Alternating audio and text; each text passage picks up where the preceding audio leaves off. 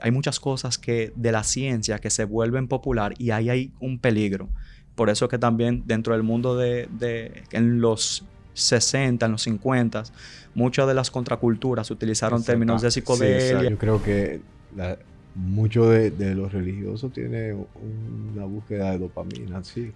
Porque fíjate que como construimos pequeños altares en los celulares Claro, y lo claro. llamamos perfiles. El ser humano aprovecha los recursos y comienza a analizar. Te lo digo porque pensando por la razón por la que el mismo Freud quitó la hipnosis en el principio de su teoría, que era una vía, digamos, alternativa de llegar a aspectos inconscientes reprimidos, luego él saca la hipnosis como parte de su cura de conversación. Hola, muy buenas noches. Bienvenido a otro podcast de Neuróticos. En el día de hoy estamos muy contentos de recibir a Carlos Muñoz, junto a mi querido amigo, compañero de andanzas y alma gemela, el doctor Luis Geraldino, para hablarnos de un tema no solamente muy interesante, con nuevas miradas, donde vamos a aprender mucho, sino también donde hay muchas confusiones a nivel social sobre qué es su uso, los beneficios o las ideas erróneas asociadas al mismo. El tema que nos invita el día de hoy a escuchar a ustedes y a compartir nosotros, y aquí me permito la lectura, se denomina psicodélicos serotoninérgicos. ¿Qué es eso? ¿A qué se refiere? ¿Cómo lo vemos en el día a día? Y para ustedes, aquí nuestro famoso antropólogo Carlos Muñoz, que nos va a introducir qué es esto, y tendremos una conversación donde surgirán preguntas mías, que desconozco poco de este tema, y otras cosas y elementos interesantes para poder llevarnos algo interesante a nuestros hogares en el día de hoy.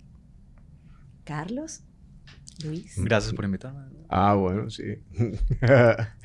Bueno, en realidad la idea del tema surge porque creo que desde el punto de vista de la interpretación social del tema hay mucha distorsión. Hay, creo, una lectura que proviene mucho de, vamos a ver, cierta, no sé, cierta interpretación de lo popular, del uso recreativo, del abuso,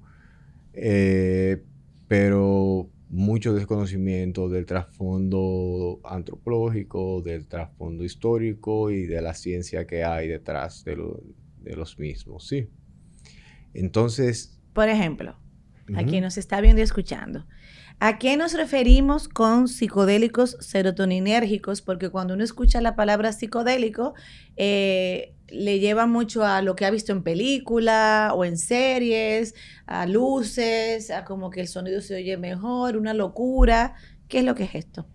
bueno, aquí lo que tenemos que enfocarnos primero, antes de llegar a esa pregunta, es uno, que la finalidad de de este intercambio es estructurar desde lo científico ciertas respuestas que realmente se han ido diluyendo en el tiempo. Bien. Sí.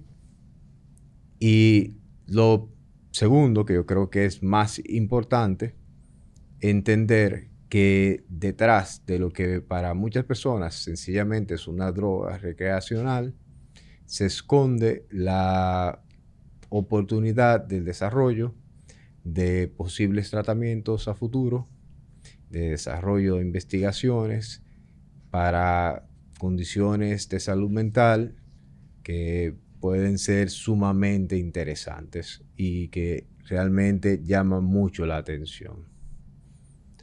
Cuando hablamos de este tipo de sustancias, nos referimos a sustancias que van a alterar, vamos a decir, la forma en que percibimos o captamos la realidad, o percibimos por alteración de los sentidos la información que recibimos de la realidad. Sí, eso se da, ¿por qué? Porque vamos a tener una sobreestimulación o una estimulación de los receptores de serotonina. Pero, ojo, no todos van a funcionar de la misma manera, no todos tienen el mismo mecanismo de acción. Y por eso es que vamos a tener esta conversación para poder especificar y dar detalles que permitan entender que como no todos funcionan igual, hay que comprender que incluso aquellas personas que lo hacen de forma recreacional tienen que saber que hay riesgos muy complejos detrás del uso de estos, ya que aún en ambientes controlados, aún en ambientes de investigación, en universidades, se han diseñado protocolos para el uso de los mismos. Lo que nos lleva, yo creo, a lo que sería la primera pregunta. Y yo creo que sería dirigida a Carlos, porque yo, para poder organizar mi mente con este tema, tuve que hacer como un script, porque son como un mar de preguntas que me surgen. Y la primera es muy básica, y es por qué continuamente, y no solamente el público general, sino incluso los profesionales, los seguimos asociando a la idea de una droga recreativa, ignorando el trasfondo antropológico, ignorando el trasfondo cultural, ignorando también la parte de las posibles investigaciones y desarrollos en el área de salud mental. Sí, bueno, comenzando con lo de psicodélico y luego para conectarlo con tu pregunta, sí que usualmente es alma en griego, entonces la expresión sería cuando se refiere, por ejemplo, a psicodelia, es la expansión del alma o de la mente, dependiendo, explicando ese tipo de fenomenología, ¿no? De esta expansión fuera de uno, esta alteración del yo, del ser consciente, de lo que es uno mismo y lo que lo rodea. Con respecto a tu pregunta, mira, eso es algo interesante porque hay muchos puntos que se unen, tanto, por ejemplo, desde el punto de vista científico, ¿no? Neuroquímico, pero también hay una visión que siempre influye al ser humano, que es también lo sociocultural, los procesos históricos que a través del tiempo el ser humano va adquiriendo conocimientos y tratando de decir qué hacer o cómo reaccionar bajo qué tipo de sustancia. Porque lógicamente, ¿no? Cada sustancia tiene un nivel de toxicidad, por así decirlo, ¿no? El ser humano. Sí. Y me gustaría irme muchísimo más atrás, si me lo permiten, porque todo siempre tiene como una relación filogenética en nuestra especie. Y es eso, ¿no? Que hay una relación evolutiva de aprovechamiento energético. Sin embargo, el ser humano dice qué consumir y qué no a través del tiempo. Después, aparte, eso es ya lo social. Después está lo científico, que es lo estudiado, que es cómo afecta cierto tipo de alcaloides al sistema nervioso. Exacto. Entonces, qué provecho se le puede sacar o cómo se le puede evitar, ¿no? Entonces, se trata de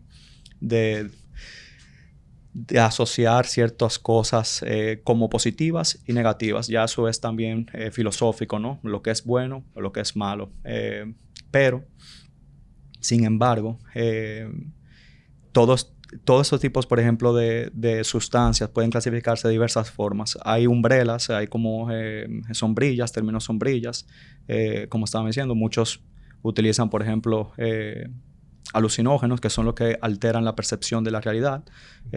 Algunos también usan otras sombrillas mucho más grandes que son psicoactivos o psicotrópicos. Psicotrópicos.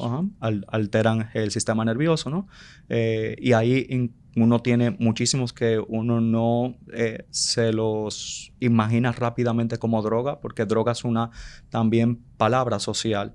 Entonces, por ejemplo, la cafeína del café, la nicotina del tabaco, el chocolate tiene teobromina, un leve estimulante también, considerado como una droga. Sin embargo, por los efectos que son leves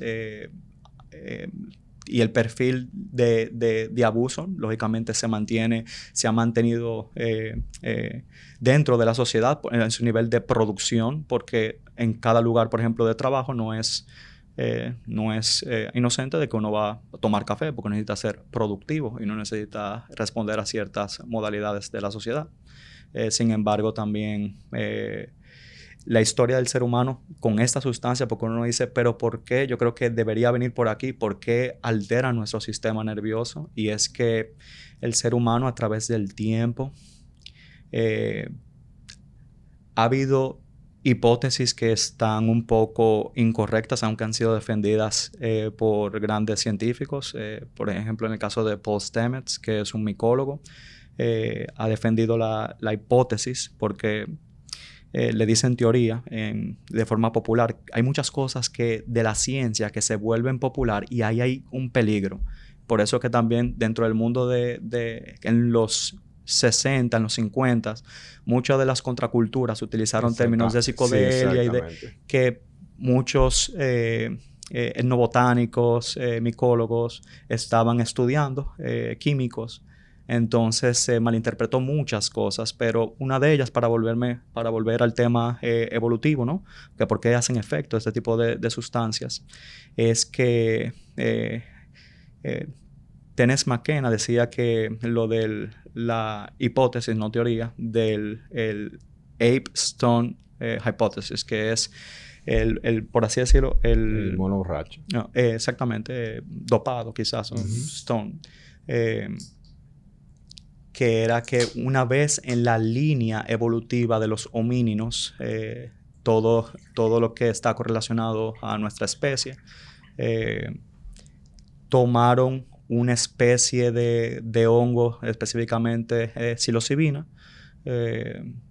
que pertenece a este grupo de triptaminas, y que ayudó a la socialización, a la expansión de la conciencia y en el sentido evolutivo. Hay muchas, de forma sintetizada, ¿no? Porque sé la brevedad del programa, pero hay muchos vacíos en esa hipótesis, ya que el ser humano la evolución del ser humano es compleja y multifactorial, que lo que el consenso científico indica es alimentación a través del tuétano. Hay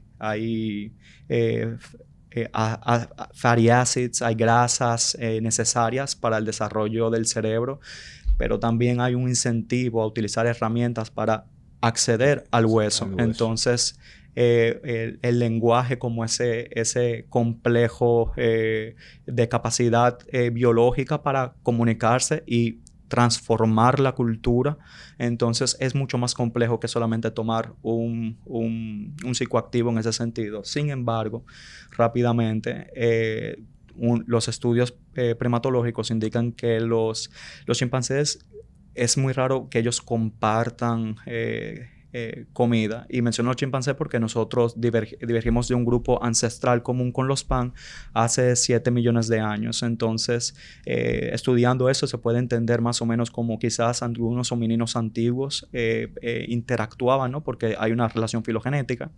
Entonces, ellos comparten muy poco comida.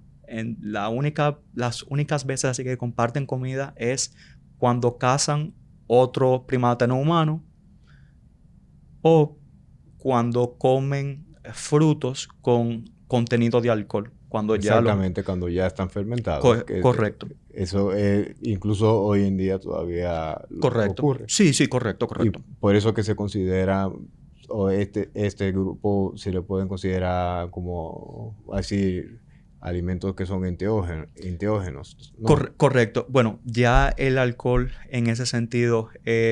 enteógenos, perdón, sería algo que tú consumes que te permite compartir, en teoría, poéticamente, como habla Patricia, lo divino interno con lo externo. Y sería, desde un punto de vista antropológico, el compartir en lo social. Correcto. Que el individuo comparta en lo social y en lo grupal. Correcto. Se activa un eros colectivo donde se pueda...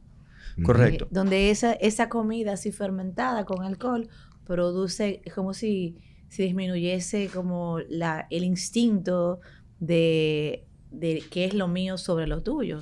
Correcto, hay un compartir, sin embargo, no causan experiencia profunda como otro tipo de sustancias que más adelante vamos a hablar, pero esto tiene una gran relación porque aquí hay una pista de la necesidad del aprovechamiento energético. El ser humano usualmente aprovecha y los primates, ¿no? Aprovechamos los recursos a nuestra disposición y más, por ejemplo, en temporadas que hay sequías entonces buscamos alimentos alternos, buscamos frutos ya fermentados, lo aprovechamos porque es un recurso calórico necesario para la subsistencia, pero también podemos buscar otro tipo de alimentos que usualmente no le prestaríamos quizás tanta atención. Como por ejemplo también hongos, etcétera, etcétera. Entonces, este aprovechamiento de estos recursos, metabólicamente hablando, y el poder procesarlos, ¿no? Está muy vinculado a por qué, de alguna forma u otra, no solamente buscamos este tipo de alimentos o de sustancias, porque también generan, como estuvieron hablando muy bien, hay un elemento social, hay una recompensa dopaminérgica de que esto es bueno. Exacto. Esto te está haciendo pertenecer, esto te está haciendo sobrevivir, me gusta. Y lógicamente uno cae en trampas también por eso, ¿no? En ese sentido, con otro tipo de sustancias, en ese sentido.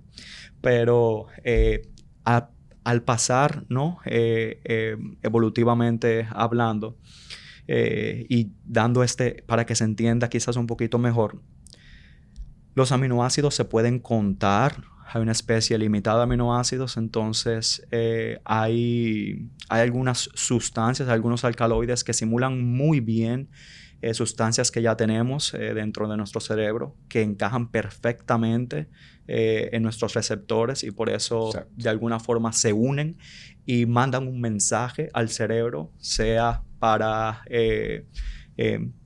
bloquear de alguna forma algo o los mecanismos no están muy bien tan dilucidados. Exactamente, no están 100% claros. Claro, pero de que hay efectos, lógicamente, y hay un gran... Por eso es que hay unas grandes clasificaciones que son definitivamente neuroquímicas, pero también son socioculturales. Por ejemplo, se pueden clasificar en delirantes, se pueden clasificar en honorogénicos, de los que te transmiten como una especie de sueño, de estado de trance.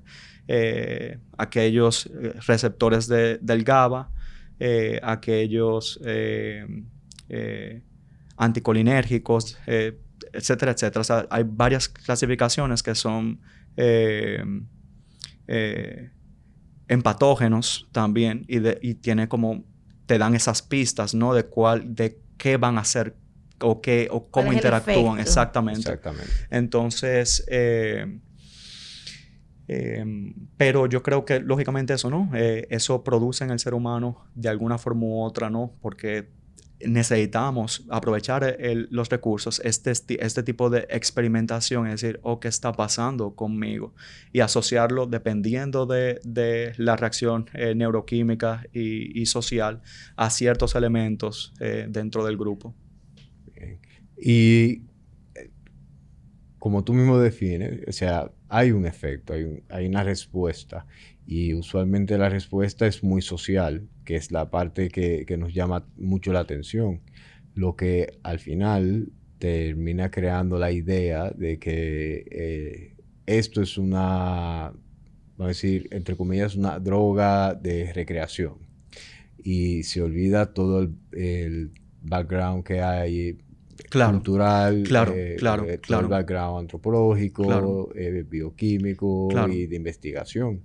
Y yo creo que al final lo termina reduciendo a algo que es recreativo o a algo que es de, vamos a decir, de pensamiento mágico religioso? Sí, también volviendo también a esa esencia de tu pregunta, claro que sí. Muchas veces cuando de forma quizás, por ejemplo, occidental se piensa, cuando hablamos, por ejemplo, de los nativos americanos o los grupos macroarahuacos que habitaban la isla, usualmente siempre uno lo ve como, vivían drogados, el contexto de descontrol, como se piensa también, por ejemplo, contextos de recreación en fiestas, contextos no seguros. Sin embargo, siempre la cosmovisión de los grupos nativos era el pertenecer a la comunidad, cómo reintegrar a aquel que ha sido afectado por alguna enfermedad o aquel que ha sido afectado por alguna dolencia, ¿no? Porque la enfermedad también, de esa perspectiva también occidental,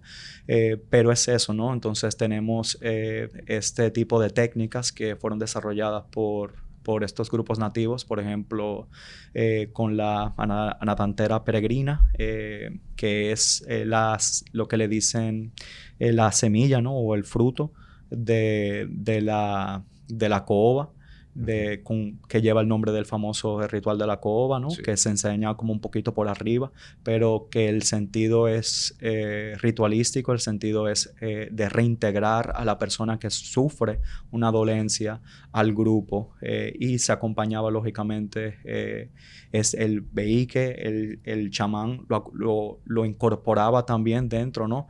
Para hacer un tipo de sanación, de alterar su estado de conciencia para ver qué está pasando aquí, ¿no? Y entrar en una misma sintonía, pero siempre bajo un contexto de lo que se podría decir hoy en día como setting, ¿no? Que es un lugar adecuado para la persona que está participando de esta experiencia. Claro, es como una experiencia, pues, de sanación. Entonces no es una experiencia de recreación. Hay un sentido, hay un propósito, claro.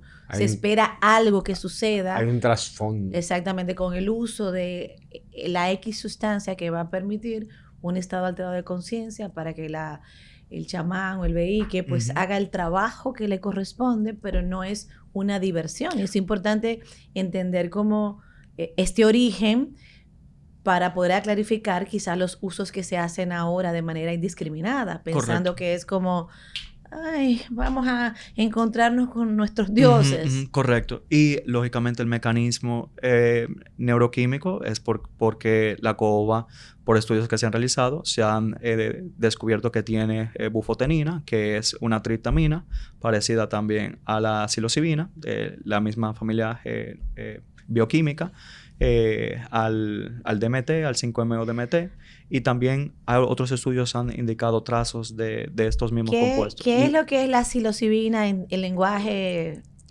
coloquial? Sí, es este alcaloide que se encuentra en muchas especies de hongos, específicamente psilocibios, que son parte de las familias de las triptaminas, que hace su función agonista creo que estoy hablando un poquito de científico, pero después lo voy a traducir, en el receptor 5-HT2A del cerebro. Sin embargo, es esta sustancia que le dicen de forma que no estoy muy de acuerdo decirlo hongos mágicos, porque hay otros tipos de hongos también, por ejemplo, como el hongo bolete o el de Amanita muscaria, que tienen mecanismos muy diferentes, y por eso quería también hacer como que ese hincapié con la caoba, porque las personas piensan solamente en cómo te puede alterar, pero no piensan que ciertas alteraciones llevan a una organización, ¿no?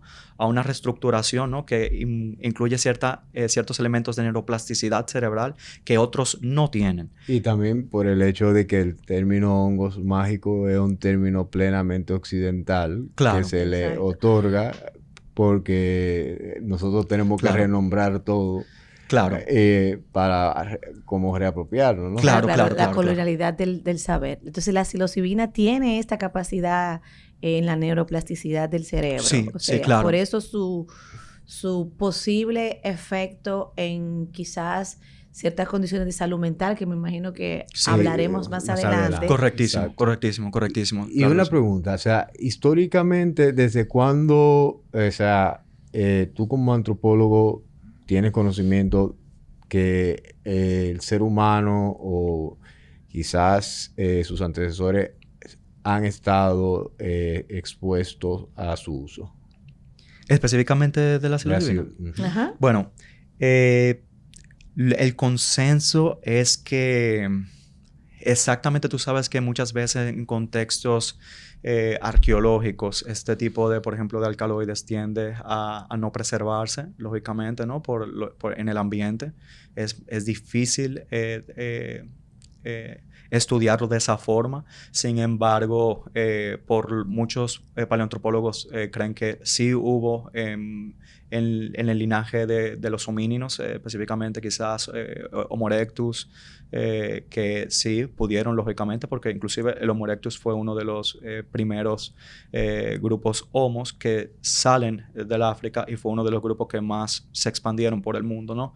Sí. Antes que nuestra especie. Entonces, pero si tú te fijas, por ejemplo... No, incluso cuando uno se pone a ver los grupos Nahua en México y los mixtecos tenían... Ajá, eso te iba a decir, como a eso iba. Tenían como formulaciones registradas. Correcto. Lo que pasa es que como muchas veces como antropólogo siempre me voy primero como a lo paleoantropológico, claro. a lo no escrito y lo no registrado, claro, sino claro. en huesos o en material cultural, pero voy directamente. Mira, esto es un tema sumamente interesante porque lo que hacen es que es muy holístico, porque cuando encuentran, por ejemplo, un arte rupestre, usualmente sí. piden la colaboración de etnomicólogos, paleobotánicos, para que puedan como identificar a través, por ejemplo, del fenotipo, ¿no? del hongo. Entonces, han habido apariciones desde el Neolítico, en lo que es el norte de África, en Marruecos, por lo que se cree, ¿no? Siempre hay como debates. Hay uno que está mucho más sustentado, que es el de la Cueva Pascuala en la península ibérica, en España, que hay unos con un fenotipo muy similar al hongo psilocibio y hay un bovino cerca caminando y todos sabemos la relación entre el aprovechamiento del estiércol con este hongo de bovinos. Entonces, sin embargo, lógicamente, como estaba diciendo, y ustedes estaban señalando específicamente, las culturas mazatecas han tenido de forma, sí, y no solamente los mazatecas, sino también en el Darién, hay varios grupos que siempre han tenido como este uso, y esto es muy importante que se entienda, este uso y estos saberes de los hongos en todo sentido. Los aztecas cuando... también necesitaban otras formas también de participar de forma ritual. Aprovechaban también el ser humano, por lo que quiero decir, y los nativos americanos, pero hablando de la experiencia amplia del ser humano, es un etnobotánico natural.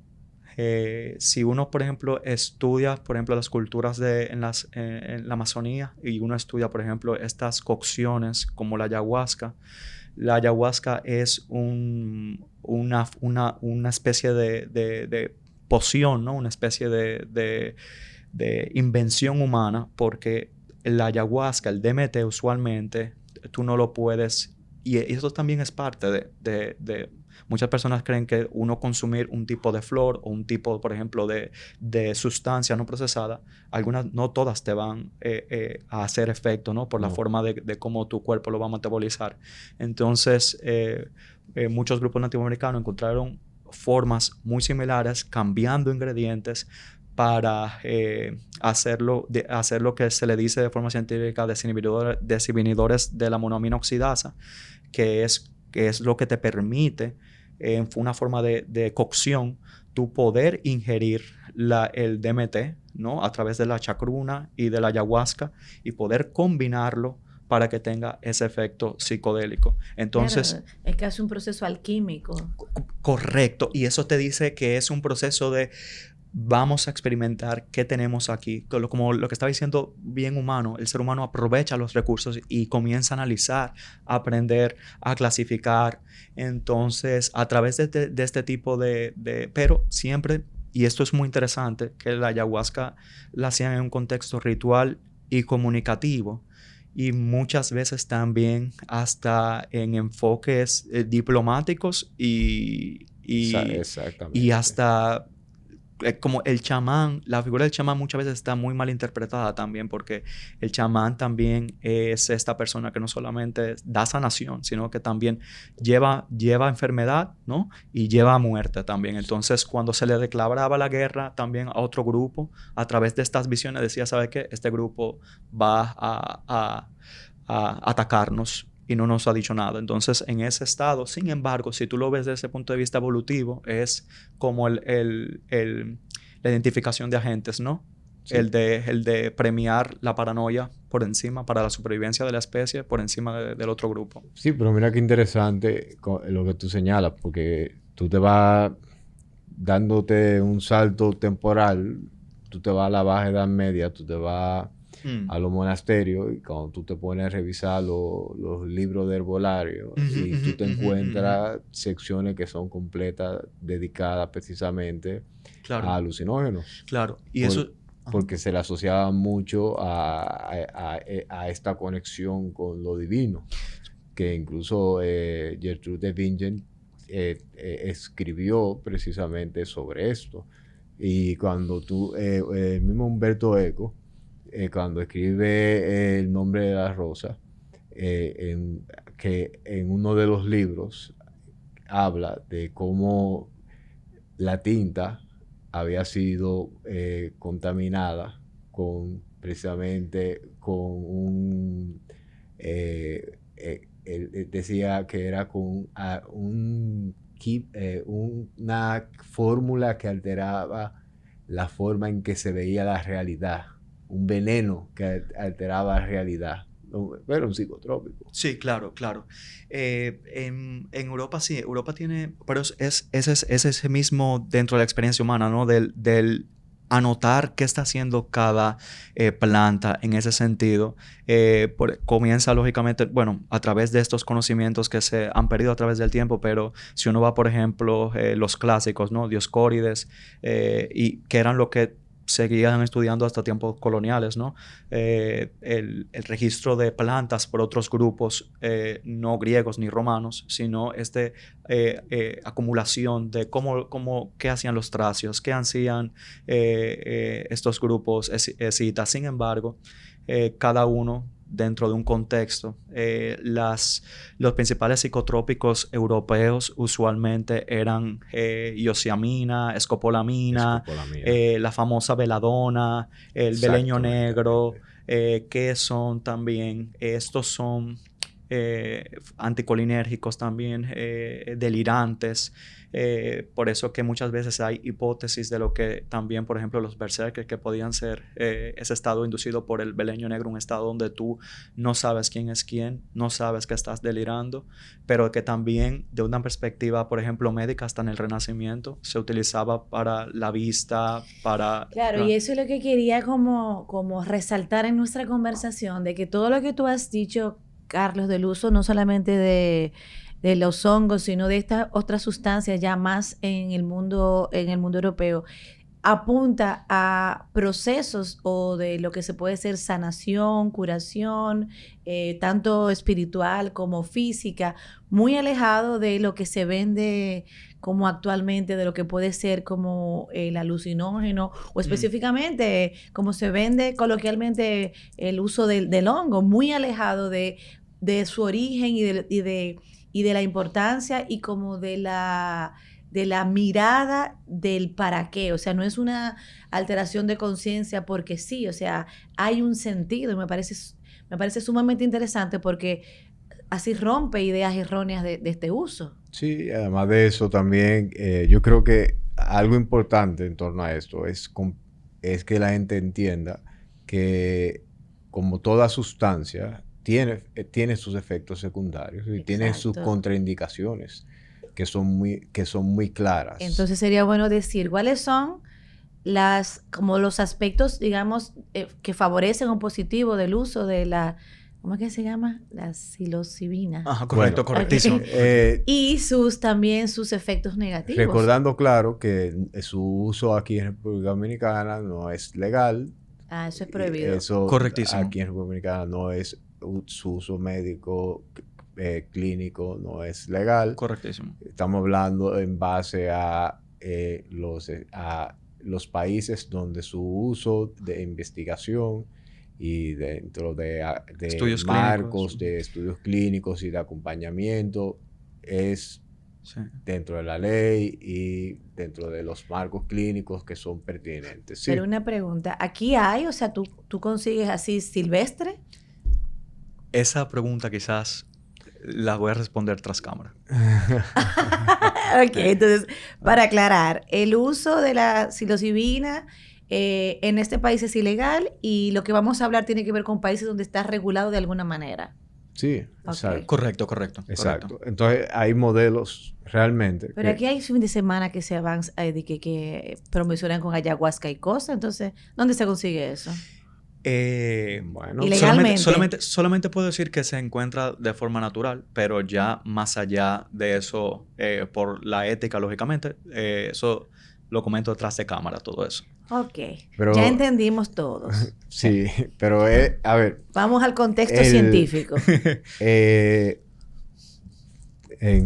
Vamos a utilizar el modelo de Stanford, que Carlos y yo lo manejamos lo hemos estudiado porque un modelo que es fácil de comprender, creo que es fácil de aplicar y es muy preciso. Y las contraindicaciones, desde un punto de vista clínica, son muy directas. Y desde un punto de vista, por ejemplo, en salud mental, está contraindicado en pacientes que, uno, tengan historia de psicosis, pacientes bipolares, pacientes esquizofrénicos, pacientes suicidas, pacientes con depresión mayor, pacientes con depresión con características suicidas. ¿Por qué pacientes con depresión mayor? Por el riesgo suicida. Que eso yo me tuve que poner a investigar después por el tema de que si hay un episodio de agitación que pueda llevarle a entrar en un estado confusional, es un riesgo. Está contraindicado. Es un riesgo que lo pone en contraindicación. Entonces uno tiene que tenerlo en observación ahí. A menos que ese paciente que está en ese espacio de estudio no esté debidamente acompañado. Pero después en todos los otros está completamente contraindicado. Pacientes que tengan lesiones neurológicas, está contraindicado. Pacientes que, además de eso, esas lesiones neurológicas lo hagan muy propensos o lo hagan propenso a tener conductas de impulsividad muy marcadas. También se ha por ejemplo, registrado que ciertos trastornos de personalidad también no responden de forma adecuada al uso de estos. Y usualmente son los trastornos de personalidad que tienden a tener conductas impulsivas y reactivas frente a la sobreestimulación, lo cual ya más o menos nos va dando una idea de cuáles podrían ser. O sea, estaríamos hablando de trastorno límite de la personalidad, por ejemplo, trastorno antisocial de la personalidad. Exacto. Tendremos que hablar también ya no de trastorno de personalidad, bueno, quizás una persona medio histriónica que puede tender a la impulsividad, no se beneficiaría. Una persona con rasgo paranoico o una persona paranoica muy marcado. Exacto, no serían beneficiados del uso. Sí. Ok, nos queda claro, hay muchas condiciones entonces que no deberían usar. Pero en otras, realmente los resultados que se han registrado hasta ahora son muy favorables porque hay una disminución considerable de la sintomatología que presentan. ¿Cuáles son esas condiciones en las que sí el uso de la psilocibina funciona en estos contextos y países donde están regulados, controlados? Por ejemplo, en ciertos tipos de consumos, en ciertas adicciones. Ciertas adicciones, en depresión. No hablo de depresión resistente ni depresión mayor, porque por lo que hablamos de los posibles episodios de agitación. También hablamos de ciertos pacientes que tienen depresiones muy prolongadas con cierta resistencia a la medicación. Pero que no tienen agitación, ni pensamiento, ni ideación suicida.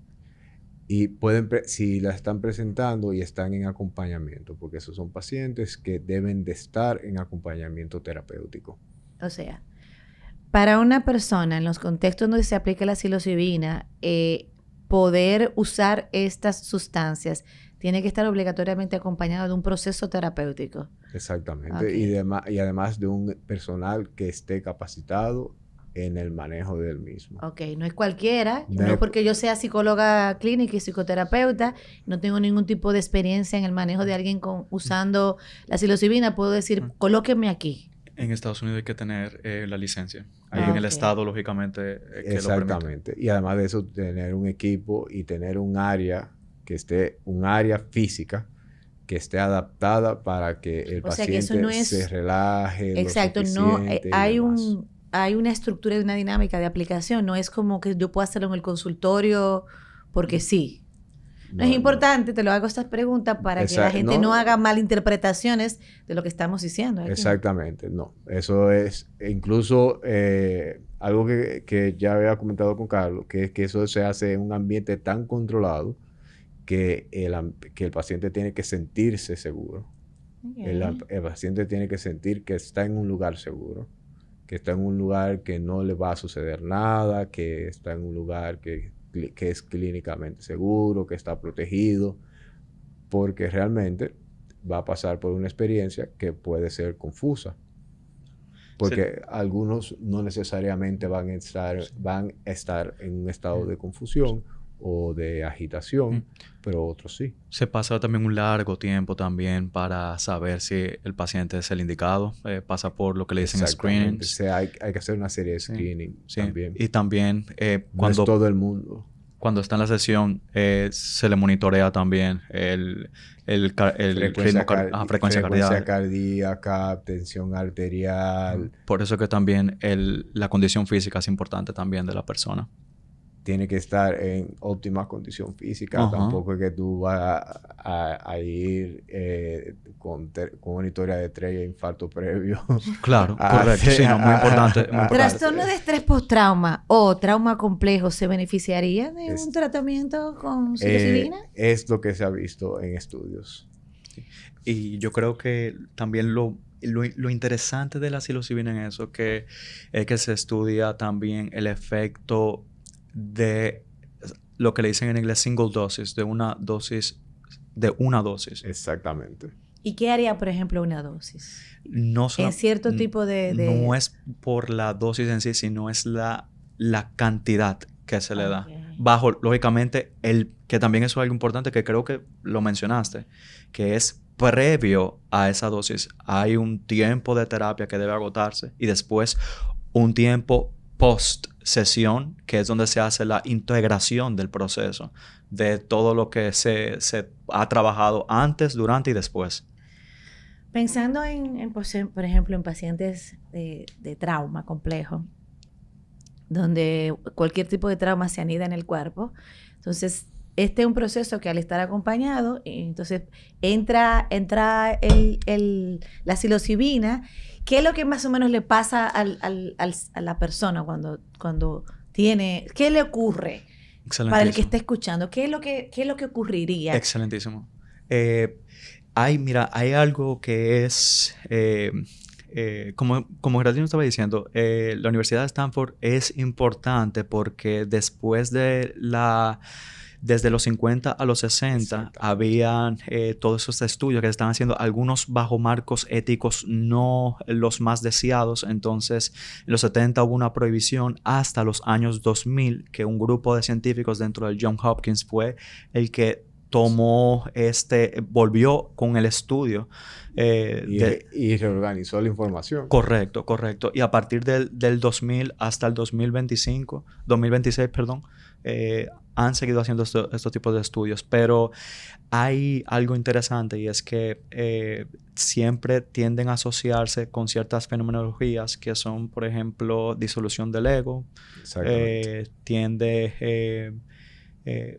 Lo que le dicen experiencias profundas o no ordinarias que se sienten como si fuera dentro del contexto de los estudios de religión, como experiencias religiosas, unas experiencias místicas. luminosas. Sí, sí. Experiencias extracorpóreas. Ajá. Se pierde como la noción del tiempo. Uh-huh. Se siente una conexión con uno mismo, los demás y el universo, que por eso se habla mucho de la influencia prosocial y post dentro de estos procesos para integrar a la persona de nuevo a la comunidad, porque uno siente una conexión por lo que dice la literatura, ¿no? Y hay un sinnúmero de más lo que le dicen openness, que es esta capacidad de usual, a través de, ¿no?, que se puede explicar con la neuroplasticidad, esta reconfiguración de la forma de pensar de una persona. Y sí se ha estudiado mucho que una persona que tuvo este efecto puede reconfigurar su forma de pensar, una forma de pensar mucho más abierta, y por eso es que se pueden lidiar con estos tipos de problemas. Okay, Sí, pero es que si está trabajando sobre el 5HT2A... Claro. Pero quiero una preguntilla, porque parecería como una fórmula maravillosa decir, bueno, imaginándonos que pudiésemos, que estamos en otro país y el asunto es legal. Y dirá, bueno, yo tengo esta situación de vida, déjame yo aplicar a esta psilocibina porque ya es una vía rápida de yo hacer conciencia o descubrir cosas de mí. Lo que pasa es que también por eso es que yo lo veo de esta forma, y es que muchas veces las personas también entienden uno mismo no se puede examinar tan objetivamente como uno quisiera examinarse.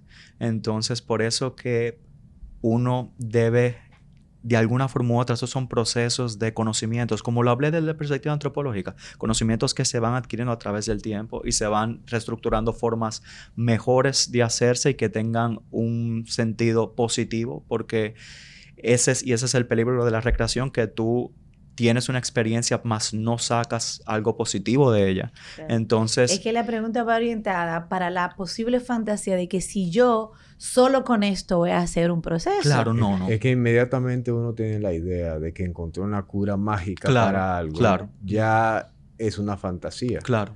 Te lo digo porque pensando por la razón por la que el mismo Freud quitó la hipnosis en el principio de su teoría, que era una vía, digamos, alternativa de llegar a aspectos inconscientes reprimidos. Luego él saca la hipnosis como parte de su cura de conversación. Porque si no es como una especie, si lo llevamos a la psilocibina, que me da como digamos, una dosis profunda donde yo hago conciencia quizás de un recuerdo, de una situación difícil o de un potencial, digo, bueno, es una vía que sí, como tú dices, me produce la apertura, pero no hay un trabajo, una integración, un procesamiento. Yo estaría secuestrada un poco, posesa de lo inconsciente, pero no hay una función trascendente, donde es a través del ego es que yo puedo integrar lo que está en lo inconsciente. Pero como él mismo nos explica en un punto, si trabajas sobre el 5HT2A, ¿qué es lo primero que vamos a tener? Mucha flexibilidad en la creatividad, tú te vas a sentir súper conectado con todo, una relajación total, y esa experiencia crea la falsa sensación de que tú tienes una mejoría. Exacto, te lo voy a decir sobre todo pensando en nuestra cultura, que hemos hablado muchas veces de que somos emocionalmente superficiales, nos cuesta la profundidad emocional, la integración de nuestra experiencia. Entonces, como que esta es una vía donde yo voy a sentir muchas cosas que no he podido de forma consciente y dije, ya estoy curada.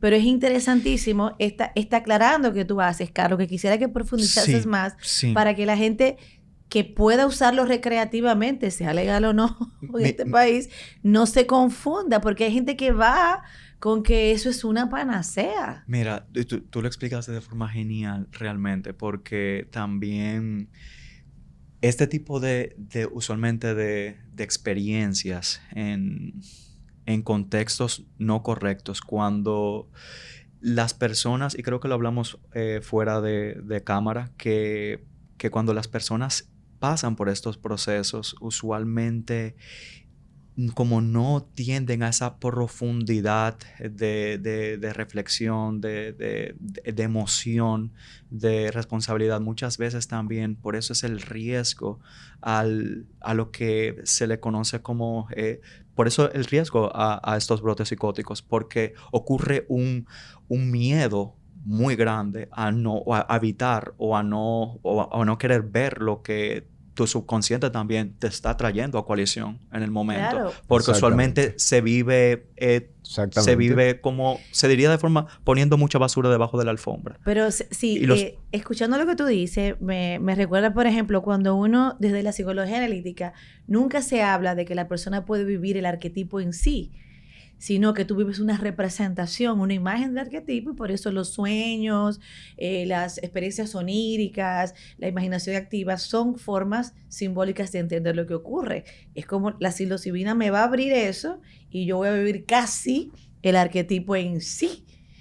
Pero si no se hace en un contexto, como ustedes han dicho claramente, de donde hay un acompañamiento, no voy a poder crear la integración, lo que estoy simplemente en una experiencia de complejo, y en una constelación, así se le llama, en una constelación de lo inconsciente colectivo, que es más parecido a la locura. Y yo creo que también eso es parte también de la malinterpretación, no solamente científica, sino también social. Quiero que esto me altere porque pienso que todo es lo mismo. O sea, exactamente. Y como estábamos hablando también fuera de cámara, la aproximación del dominicano con los psicoactivos, usualmente en su mayoría también estimulantes, pero también, por ejemplo, depresivos, han hecho este tipo de experiencia o acercamiento a sustancias que alteran la conciencia, a una forma de escapismo o una forma de evasión de la realidad. Exactamente. Touché. Entonces, en vez de ser este tipo de sustancias que me permiten una apertura de conciencia para una integración, para una mejor claridad de un proceso, ¿qué es el concepto de la adicción? Yo lo uso para evadir mi realidad. Claro, sí, claro. Pero estamos hablando en una cultura donde se utiliza como un mecanismo de recreación. Claro. Y como acá todo mecanismo de recreación al final se transforma en un mecanismo de evasión. Correcto. Ese es el resultado final que tenemos. Claro. Pero en lugares donde se utiliza los procesos de investigación y los protocolos adecuados, los resultados que se obtienen son súper interesantes, porque incluso se ha logrado el desarrollo de procesos de incluso autobiográficos interesantísimos con los mismos pacientes, de autoconocimiento, de autoobservación, incluso en pacientes de trauma muy complejo, que pueda verse y entenderse por fuera del trauma. Pero este trabajo con la psilocibina no es algo todavía muy generalizado. No, muy pocos países. Okay. En Latinoamérica, ¿quiénes están haciendo investigaciones formales? Mira, esto es buenísimo, porque una revisión de la literatura te puede indicar que, por ejemplo, en Uruguay se hace. Sin embargo, por ejemplo, se han hecho muchos estudios desde el punto de vista no solamente farmacológicos, sino también antropológicos en países donde los nativos todavía siguen haciendo este tipo de, por ejemplo, como mencioné, la ayahuasca, Colombia, Brasil, Ecuador. Ecuador es uno de los países que más producen literatura con este aspecto, pero no dentro del contexto clínico. Uruguay sí lo ha trabajado en el contexto clínico. Yo creo que Perú también. No tengo conocimiento de eso. Sin embargo, es importante saber que... No, Perú no. Pero no. Sin embargo, es importante. Perú lo que tiene mucho turismo de gente que va a eso. Eso es lo que iba a mencionar. Que antes de que de alguna forma u otra se legalizara en Estados Unidos, muchos turistas, y hay un turismo también que ha pasado, creo que se han visto también en noticias donde, por ejemplo, dentro de contextos que no solamente son indígenas, sino son personas que utilizan conocimientos indígenas para también hacer dinero y hacen estos tipos de retiros donde algunas veces hay, por ejemplo... ¿Terrenas qué? Hay intoxicación. Casa de campo también. Y hay intoxicación y perfiles de peligrosidad muy altas, lógicamente. Entonces, como Geraldino estaba mencionando, en Oregon es un estado que está... que fue el primero en hacerlo con clinical trials. Y pasó algo en este año y es que Trump le dio a la FDA, le relajó las regulaciones en torno a para el estudio, ¿no? Que eso es lo importante, porque muchos de los estudios que se necesitan más estudios en seres humanos también para ir aumentando la data, ¿no? Así es que se hace la ciencia. Claro. Tú tendrías que aumentar la muestra para que la muestra, una muestra que sea significativa para poder hacer generalizaciones, si no se va a quedar mucho para en el área, muestras. principalmente en el área de depresión. Sí, no, y que la literatura indica que hay muchos, por ejemplo, hay muchos gaps, hay muchas lagunas, por ejemplo, en neurodivergencia, perfiles heterogéneos, pero que fue en ibogaína, en LSD, psilocibina y MDMA. Esos son los que Estados Unidos usualmente ha tenido como terapias con ketamina y MDMA, usualmente. Pero ya esto... ¿La psilocibina puede crear adicción? Como tal, así no... O sea, adicción física, dependencia física. No. ¿Y dependencia psicológica? Dependencia psicológica sí, en ciertos perfiles de pacientes que los protocolos precisamente rechazan estos tipos de pacientes porque no aplican precisamente para poder recibir los tratamientos como tal. Sí, claro, el que tiene una conducta de dependencia se hace dependencia de un fósforo. Claro. Exactamente. Claro. Biológica, no. Porque realmente es lo que hablábamos de la tolerancia. La tolerancia que se va a generar va a ser muy rápido y no va a haber... Sí. O sea, el cerebro va a generar no se da el criterio de tolerancia de abstinencia. No. A nivel físico. La psilocibina y el LSD, LSA, sí hay muchas sustancias que generan tolerancia muy, muy rápida. Hay personas que por eso dicen dentro de lo recreativo, pero eso no tiene mucho sentido en ese sentido. Porque inclusive una persona mientras más tome, menos lo va a sentir y no va a surtir el efecto deseado en esa persona, inclusive solamente hasta para recreación. Entonces no tiene ese sentido. No tiene ese sentido. Por eso... Claro, porque no es un estimulante. Entonces, por eso es que realmente la curiosidad viene de los otros fines que sí podría tener. O sea, que son los fines de salud mental, los fines de investigación, antropológica. Claro. Por eso se habla del single dosis, por eso mismo también. Que es la... O sea, es la vía que se ha visto más efectiva. Claro.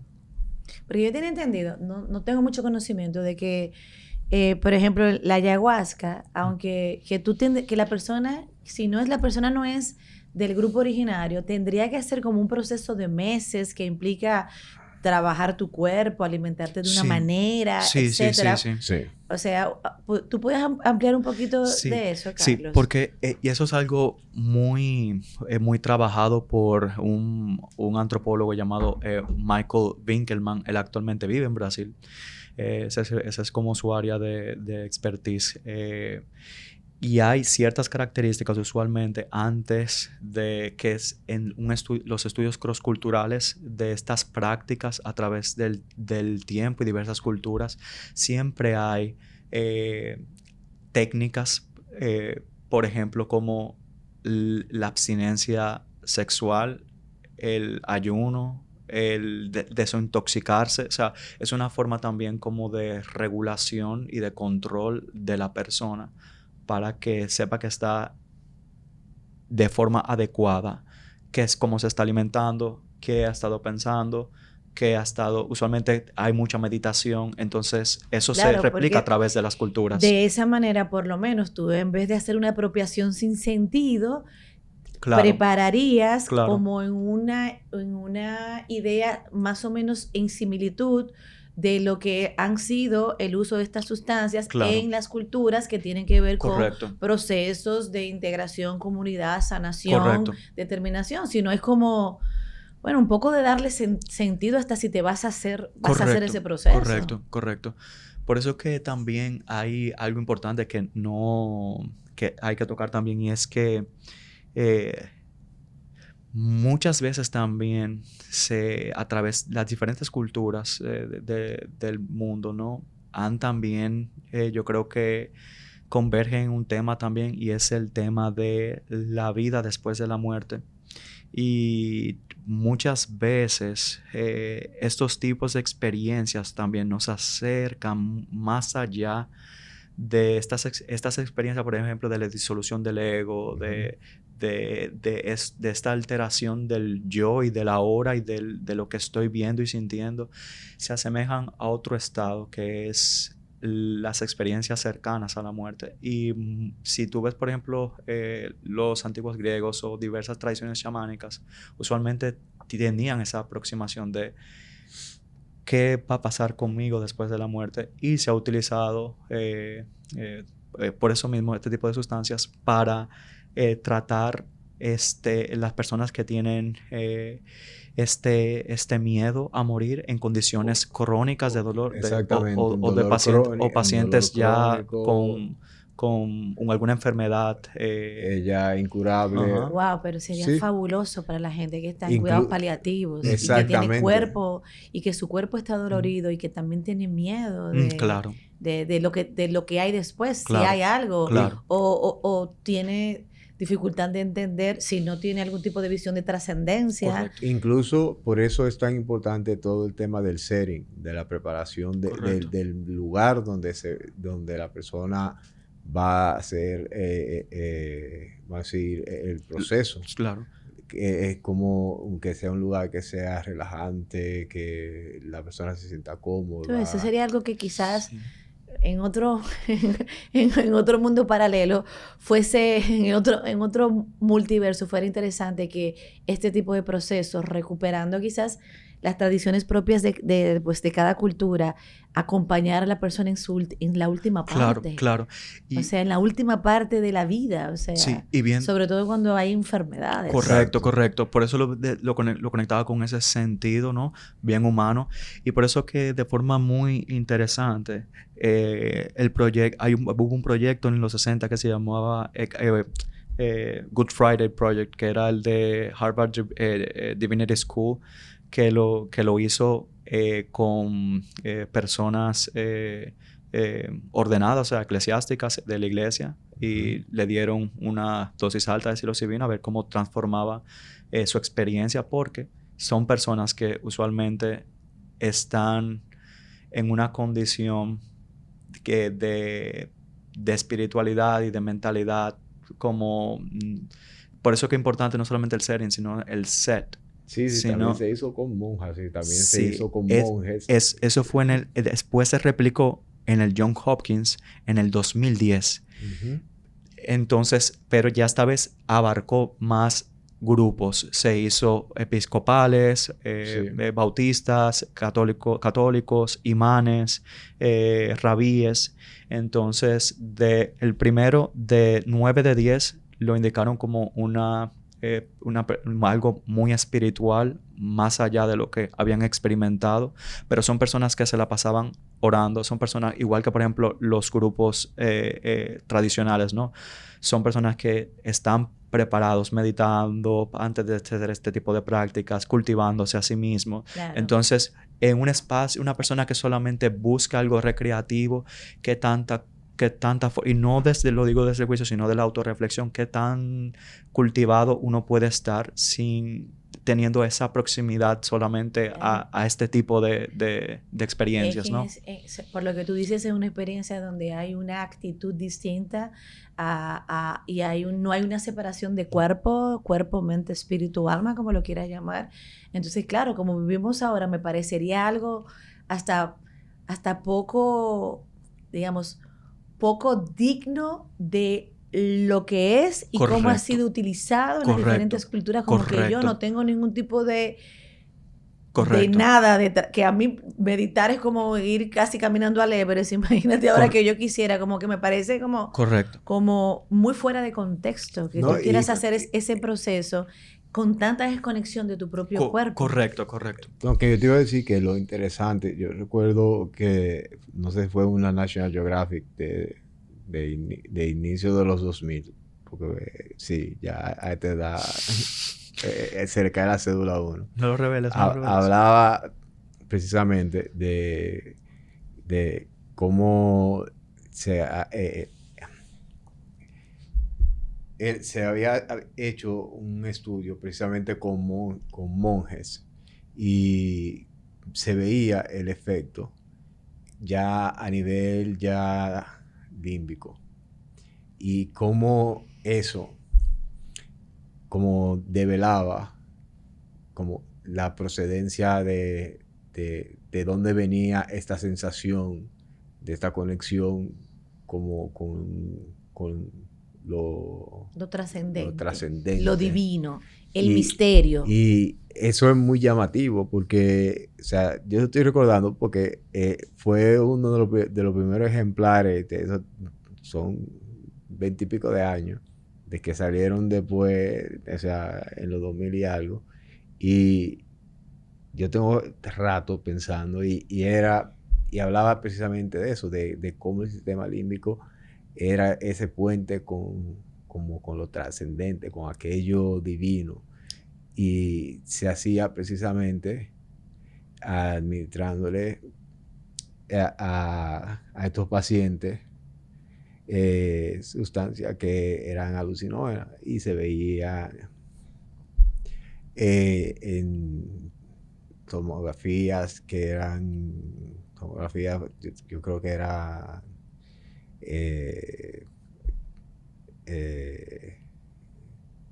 función como MRIs. Era un MRI que le habían hecho a uno y ahí fue donde identificaron en el primero la activación y luego lo comenzaron a identificar en los otros. Sí, porque usualmente hacen brainwaves. Claro, porque además qué sé yo, las personas que son monjas, sacerdotes o gente que no son pero tienen una vida espiritual o religiosa importante, interior, cuando hablan de algún tipo de experiencia espiritual, es desde lo afectivo. Entonces imagínate que si ya tú sin nada, es tu afecto que te lleva a un punto de conexión con aquello que es misterioso y trascendente, imagínate si también tú le das, según lo que he aprendido en el día de hoy, que he aprendido bastante, si pudiese hacerse, imagínate estas personas que tienen estas tradiciones, es como exponencial esa experiencia afectiva. Eso mismo. Exponencial, porque ya la gente la vive regular y tú la ves, que yo digo, yo me acuerdo una vez que yo fui a una convivencia en algún punto de mi vida y yo veía a todo el mundo emocionado y yo decía, ay, pero yo no siento nada. ¿Y qué es lo que esta gente está sintiendo? Y yo cerré los ojos y me tranquilicé, pero era una experiencia muy alejada.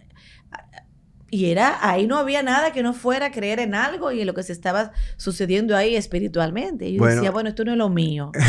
Pero me dio mucha tranquilidad. Tú estás diciendo algo que me causa gracia porque me recuerda algo que pasó en Europa en la Edad Media. Y Carlos, contradíceme si el dato no está preciso. Y fue que hubo una contaminación de hongos en los panes. Y la gente comenzaron a tener muchas alucinaciones de carácter religioso.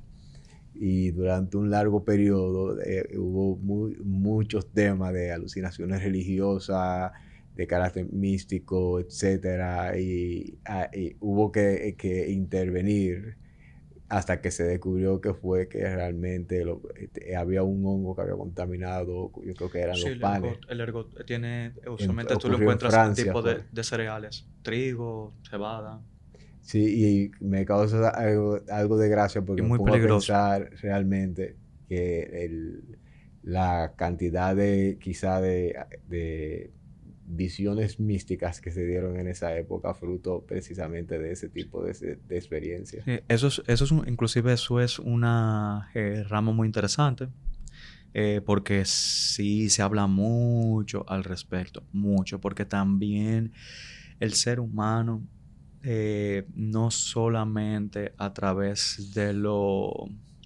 farmacológico, por así decirlo, y esto es algo importante.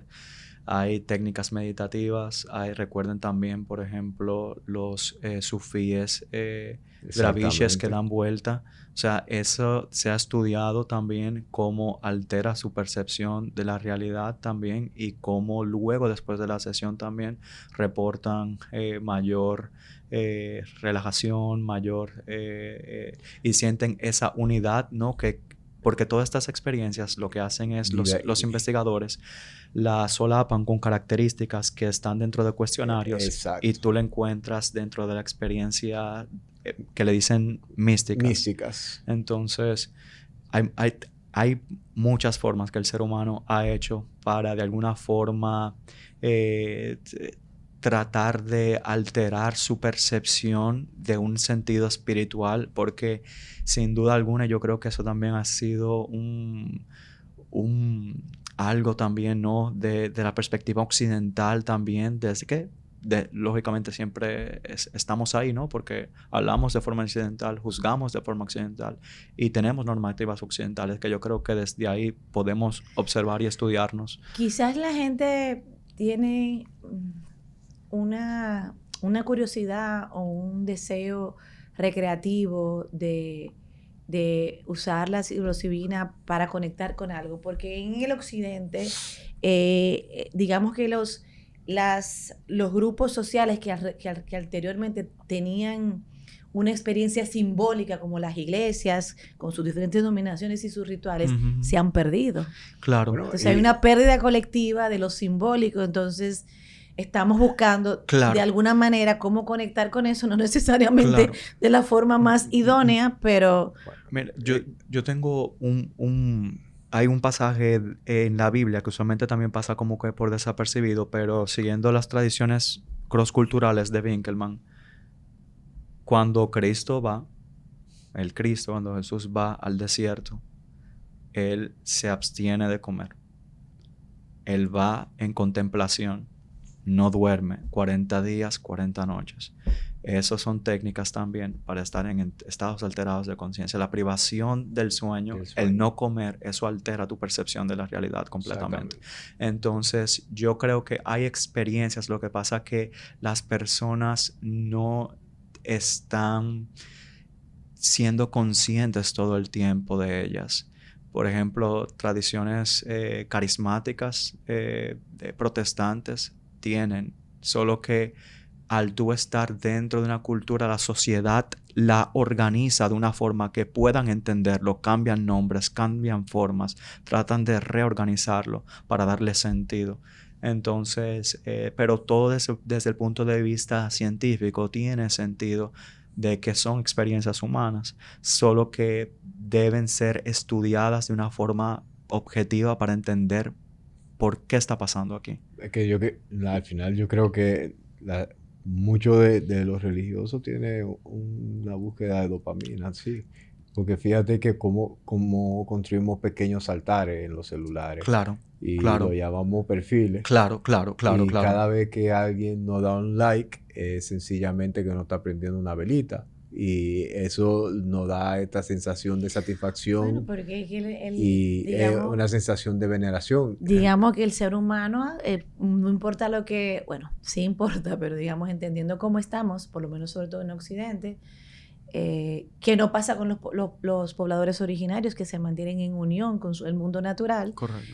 Nosotros hemos dividido cartesianamente la experiencia. Sí, correcto. Entonces hay algo de la trascendencia, como tú le llamas. Entonces esos pequeños altares que ahora no son como eran anteriormente, pues siguen aludiendo a eso que una alteración de conciencia me dará, esa idea de conectar con lo otro. Es que, lo otro con O mayúscula. Sí, pero es interesante lo que toca decir de ese separarte de la conciencia, porque cuando tú ya tienes 5 horas haciendo scrolling, o sea, tú no estás consciente. No, ¿verdad? tú estarías utilizando el scrolling para como recreación. Como un estado disociativo. Sí, claro, para evadirte totalmente. Y por eso también yo conecto también lo de la religión, no solamente como hay cosas que son muy puntuales, como estaba hablando filogenéticamente, algo que necesito hacer para aprovechar la energía,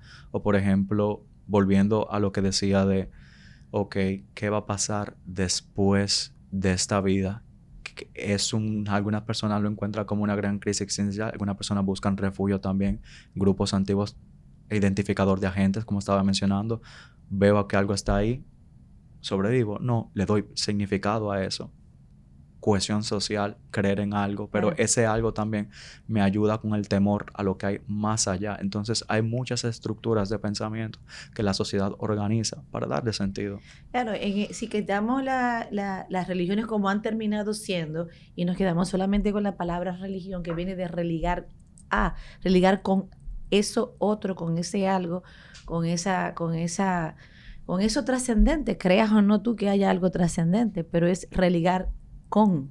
Claro, y yo creo que dentro de eso también hay algo que conecta con lo que estaban diciendo y es importante, que yo pienso que también es parte también por eso que es importante ir a terapia, porque también uno se enfrenta también a la conciencia de uno mismo, del mundo interno, y uno dice, ok, esto, ¿qué hay después? Yo creo que es esa experiencia humana de qué hay después de la vida, o si no hay nada, es mejor que el decir, ¿sabes qué? No voy a pensar mi vida, no voy a pensar qué hay después de la muerte, vivir de forma donde solo las cosas son el fin de las cosas es entretenimiento, es... El aleteo de una mariposa. Exactamente, y me encontré la vida, la muerte, el espasmo, morir. Pero esa reflexión, incluso ante la misma respuesta de la vida es mientras yo vivo y la muerte será mientras yo bueno, no. Pero yo uno no a través de la vida, a través del proceso de individuación, uno va muriendo de diferentes formas. Correctísimo. Entonces, claro, todo claro. el trabajo de lo inconsciente necesita de lo consciente para hacer, necesita ser atravesado por el yo, para que sea una función trascendente, para que haya una completud del ser humano, si no yo siempre estaría de alguna otra manera dividido y polarizado entre lo consciente y lo inconsciente. Es que la vida es una serie de muertes. Correcto. La vida es una serie de muertes. Desde que nacemos hay muertes. Desde que uno nace hasta que muere es una serie de muertes. Pero la actitud hacia la muerte, o digamos, la actitud hacia la muerte es real, pero a la posibilidad de que van muriendo cosas, nos resistimos. Correcto. Exactamente porque, por lo menos a nivel de Occidente, estamos cada vez más separados de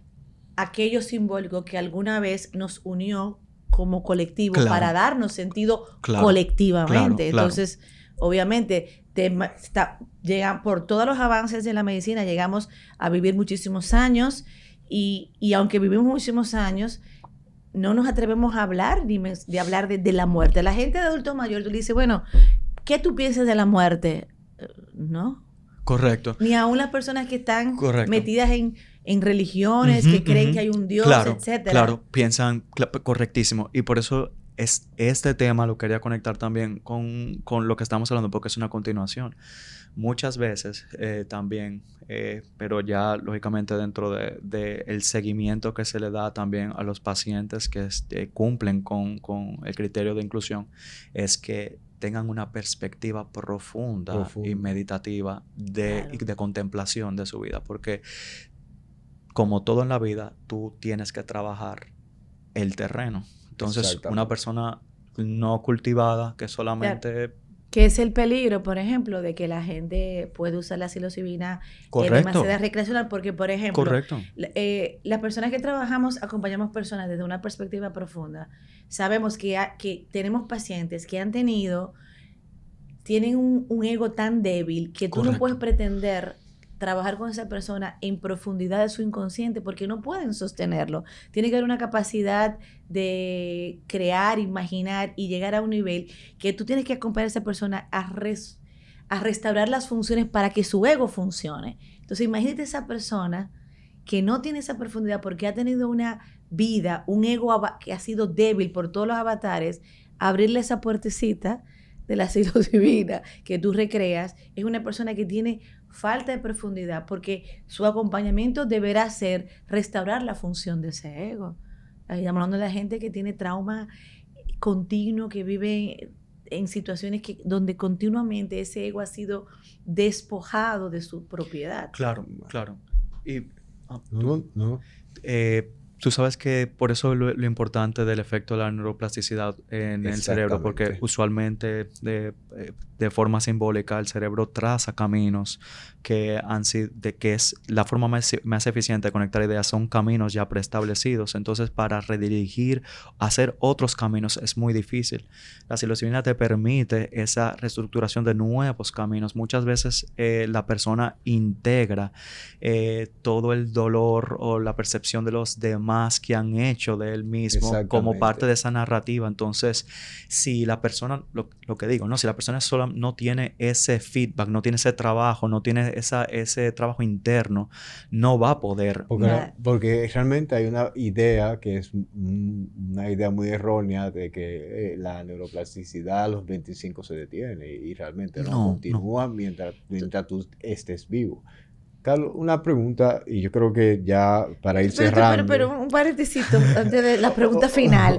Y es, pero breve, porque con lo que está diciendo Carlos, me da la idea, pensando en lo que pasa con personas de trauma complejo, específicamente personas que han tenido algún tipo de experiencia de maltrato físico continuo, maltrato sexual, donde el trabajar con Somatic Experience permite que la gente desconecte del cuerpo esa respuesta. Imagínate con una experiencia con psilocibina para que la respuesta del cuerpo se desasocie un poquito más rápido que como cuando tenemos que hacer Somatic Experience, pero debe ser, como tú dices, acompañado con una estructura y con la parte integrativa. Y con los protocolos adecuados. Claro. Cierro mi paréntesis, Carlos. La pregunta que te quería hacer es, como para cerrar, y que tú no des como tu visión ya un poco más especializada en el área. ¿Tú ves en un futuro, no necesariamente próximo, pero en un futuro, tú ves quizás el desarrollo de clínicas especializadas, de nuevos protocolos?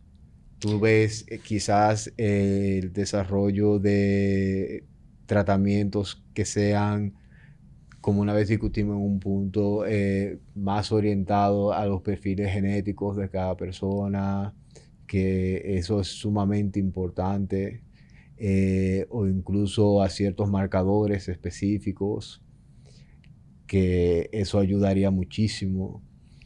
Sí, mira, yo lo que estoy viendo es, como lo estamos viendo todos, que tanto en países ya industrializados han tomado estos clinical trials de forma muy seria, muy científica. Yo creo que los primeros pasos eventualmente pasarán. No te sé decir lógicamente con exactitud cuándo pasará, pero en la región, de alguna forma, tú sabes, histórica, han tenido una mayor tradición que, por ejemplo, en el mismo Estados Unidos, por decirlo así, ¿no? Histórica, ¿no? Entonces, yo creo que la data se puede beneficiar mucho de estos países que son heterogéneos, que tienen perfiles muy interesantes, pero yo creo que siempre hay pasos primeros, ¿no? Desde el punto de vista académico, desde el punto de vista investigativo, lo que sí es orientarlo al estudio profundo de este tipo de sustancias y experiencias, porque de alguna forma u otra, lamentablemente está pasando, ¿no? De una forma descontrolada, y yo creo que, todos aquellos que estudian el comportamiento humano deben tener conciencia de esto, de que hay muchos factores neuroquímicos, sociales y culturales que inclusive, o sea, Dupuis, Davis, muchos académicos hablan de cómo estas experiencias se configuran y reconfiguran a través de experiencias que son de expectativas y experiencias también dentro del marco sociocultural. Y yo creo que, como lo que estamos hablando, ¿no? Yo creo que hay que tener no solamente el set y el setting, sino como sociedad el momento indicado, pero hay que trabajarlo desde lo académico, desde los cuerpos especializados, ¿no? Para ir educando a la población y trayendo este tipo de conocimientos desde una forma quizás de los primeros pasos, estudiando el fenómeno, que yo creo que es lo primero antes de formalizarlo, porque lo están haciendo. Entonces yo creo que eso debería, si no sale del Estado, porque tenemos nuestras limitaciones, debería salir de los centros de investigación y educativos. Bueno, yo creo que realmente no te podemos pedir más, porque diste más de lo que realmente nosotros esperábamos. Carlos, muchísimas gracias. A ustedes. Y realmente tú, como te dijimos en una primera visita, este espacio está abierto. Y Patricia al principio decía, bueno, yo no sé qué yo voy a decir, Y mira que ahora es una fans. Sí, bueno, Carlos, como siempre, es un placer hablar contigo. Tú eres una persona con un conocimiento. Me llevo muchos aprendizajes, que es lo que queremos que el que nos escuche se lleve con tanto ruido de desinformación. Es importante entender todo lo que ha ocurrido aquí en este momento, toda la información, toda la claridad, pero sobre todo la estructura, los protocolos, que eso no es nada para entretenimiento ni para buscar un mejor momento, sino que tiene una lógica, y Carlos nos ha dejado una semillita de que quizás no lo veamos nosotros, pero que para que esto suceda debe hacerse desde el marco de lo científico, de la investigación y de empezar a estudiar el fenómeno. Y que nos toca a nosotros, a los especialistas, a los académicos, comenzar a formarnos, a entender, a investigar para, qué sé yo, dar los primeros pasos. Y para poder acompañar. Exacto. Nos veremos. Bueno, bye bye.